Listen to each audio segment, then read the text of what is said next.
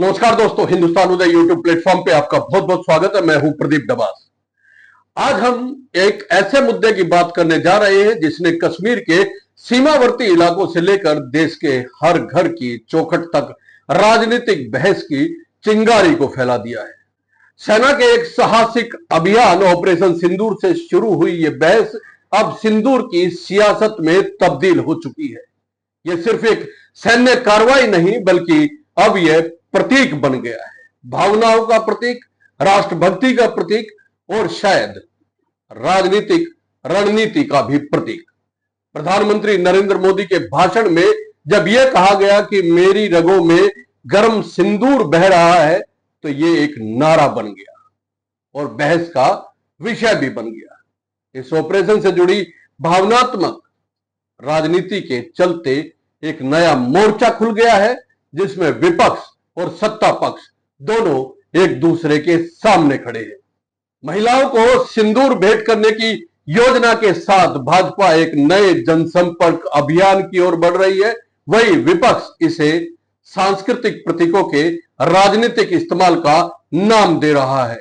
इस पूरे घटनाक्रम ने यह सवाल खड़ा कर दिया है कि क्या देशभक्ति और संस्कृति के प्रतीकों का इस तरह इस्तेमाल, वो भी राजनीति में, यह स्वीकार्य है या नहीं।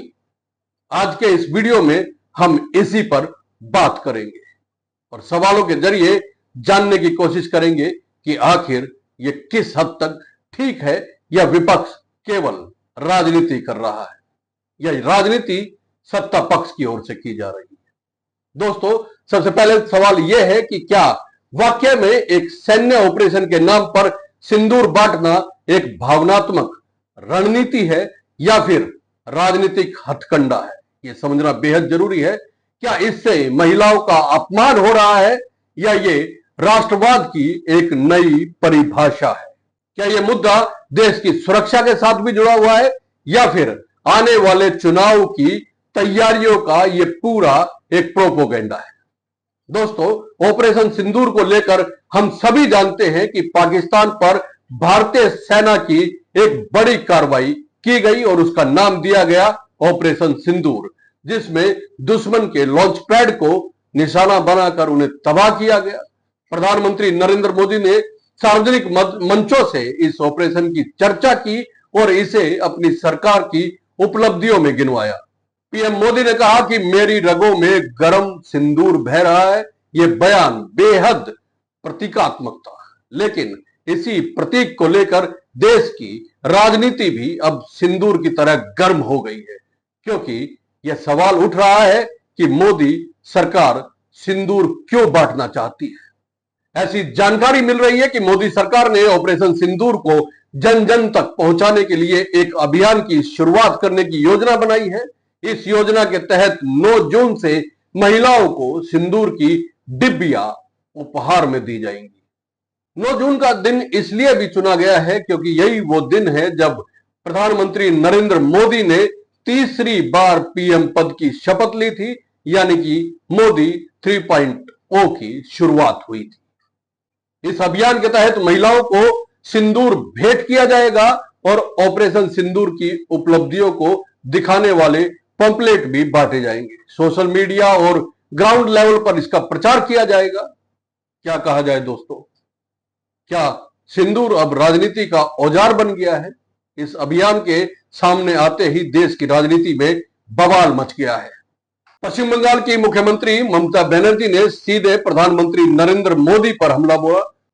उन्होंने पीएम मोदी पर निजी हमला बोलते हुए कहा कि प्रधानमंत्री ऐसे बात कर रहे हैं जैसे हर महिला के पति हो, वो अपनी पत्नी को सिंदूर क्यों नहीं देते। ममता बनर्जी ने स्पष्ट कहा कि इस विषय पर बोलना नहीं चाहती, लेकिन पीएम की बयानबाजी ने उन्हें मजबूर कर दिया।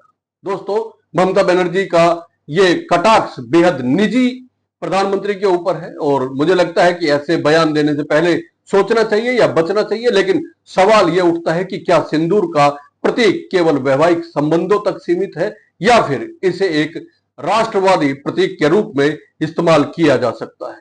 दोस्तों, पहले बात कर लेते हैं कि दूसरे विपक्षी दलों ने क्या क्या कहा है। राजस्थान के पूर्व मुख्यमंत्री और कांग्रेस नेता अशोक गहलोत ने कहा कि इन्हीं लोगों ने गणेश जी को दूध पिलाया था। ये लोग इस तरह के प्रोपोगेंडा करते रहते हैं। आम आदमी पार्टी के नेता संजय सिंह ने कहा कि सिंदूर का मतलब है कि पति अपनी पत्नी के माथे पर इसे लगाए। बीजेपी को इतनी समझ तो कम से कम होनी चाहिए। मध्य प्रदेश के पूर्व मुख्यमंत्री और कांग्रेस नेता दिग्विजय सिंह ने कहा कि एक महिला को सिंदूर देने का हक सिर्फ उसके पति का है। बीजेपी को कोई और तरीका खोजना चाहिए। इसके अलावा कांग्रेस प्रवक्ता रागिनी नायक ने तो कांग्रेस की ओर से भारतीय जनता पार्टी पर जमकर हमला बोला है। उन्होंने कहा कि मोदी सरकार अपनी कूटनीतिक विफलताओं को छिपाने के लिए मांग के सिंदूर को ढाल बनाना चाहती है। सेना के पराक्रम का राजनीतिक फायदा उठाना शर्मनाक है, ये उनका कहना है। उधर शिवसेना उद्धव ठाकरे गुट के संजय राउत कहते हैं कि यह हमारे सैनिकों का ऑपरेशन था, लेकिन प्रधानमंत्री इसका राजनीतिक लाभ लेने की कोशिश कर रहे हैं। भाजपा ने इस पूरे विवाद पर विपक्ष को निशाने पर लिया है।